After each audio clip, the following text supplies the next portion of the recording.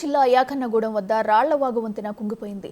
రాత్రి 9:30 ప్రాంతంలో ఫీటు మేర కుంగిపోయింది. స్థానికులు అలర్ట్ అయి అధికారులకు సమాచారం ఇచ్చారు. బ్రిడ్జి కూలిపోయే అవకాశం ఉండటంతో బారికేడ్లను ఏర్పాటు చేశారు. భద్రాచలం వెళ్లే వాహనాలను ఏటూరు నాగారం మీదుగా మళ్లిస్తున్నారు.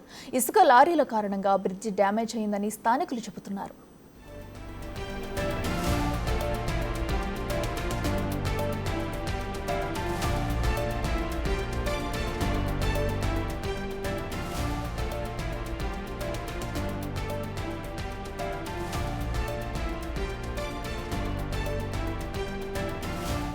రెట్టిగా మన స్క్రీన్ మీద చూస్తున్నాము. ఎక్స్క్లూజివ్గా కూడా యాకన్నగూడెం వద్ద రాళ్ల వంతెన అయితే ఒక్క ఫీటు మేర కూడా కూలిపోయింది.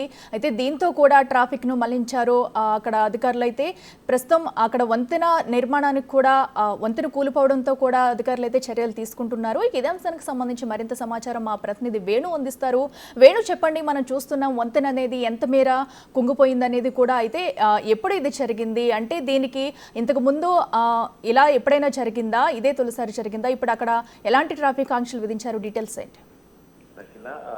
భద్రాచలం వెళ్లాల్సినటువంటి వెంకటాపురం నుంచి భద్రాచలం వెళ్లేటువంటి మార్గం లోపల రాళ్లవాగు మీద 20 మీటర్ల పొడవుతోని 10 మీటర్ల వెడల్పుతోని 25 సంవత్సరాల క్రితం ఈ బ్రిడ్జి నిర్మించారు. మధ్యలో మరమ్మతులు కూడా చేశారు. అయితే ప్రస్తుతానికి ఇసుక లారీల రద్దీ పెరగడము, భారీ లోడుతో వెళ్ళినటువంటి ఇసుక లారీల కారణంగా అది కొంత డ్యామేజ్ అవుతూ వచ్చినట్లుగా తెలుస్తుంది. నిన్న రాత్రి 9:30 ప్రాంతం లోపల ఒక్కసారిగా భారీ శబ్దంతో దాని కింద ఉన్న గడ్డర్లు కంప్లీట్ గా విరిగిపోయాయి. సో దాంతో దాదాపు ఫీటు నుంచి ఫీటున్నర మేర ఆ బ్రిడ్జి మీద నుంచి కుంగిపోయింది. సో ఏ క్షణంలో అది విరిగి కింద పడుతున్నటువంటి పరిస్థితి నెలకొంది. దీంతో అక్కడి నుంచి వెళ్తున్న స్థానికులు, ఆ వాహనదారులంతా శబ్దాన్ని వెంటనే పోలీసులకు సమాచారం అందించగా బ్రిడ్జికి రెండు వైపులా బారికేడ్లు ఏర్పాటు చేశారు. వాహనాలను అడ్డం పెట్టి అక్కడి నుంచి రహదారుల రాకపోకలను నిలిపివేశారు. ఇక భద్రాచలం కనుక వెళ్లాల్సి వస్తే వెంకటాపురం నుంచి వయా ఏటూరు నాగారం నుంచి మనుగూరు ద్వారా భద్రాచలం వెళ్ళడానికి వాహన రాకపోకలను కూడా దారి మళ్లించారు. కానీ ప్రస్తుతం ఈ బ్రిడ్జి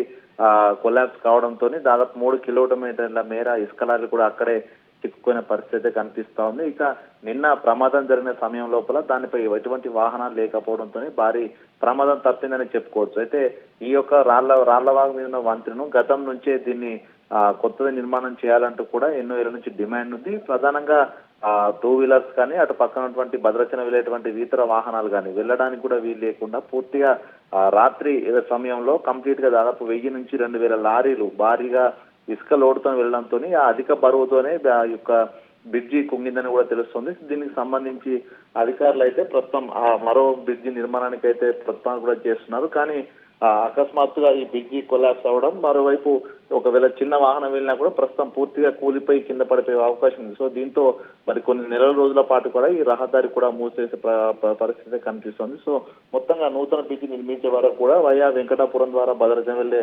రాకపోకలన్నీ కూడా నిలిచిపోయినట్లే ఉంది. అఖిల. Right Venu, thank you.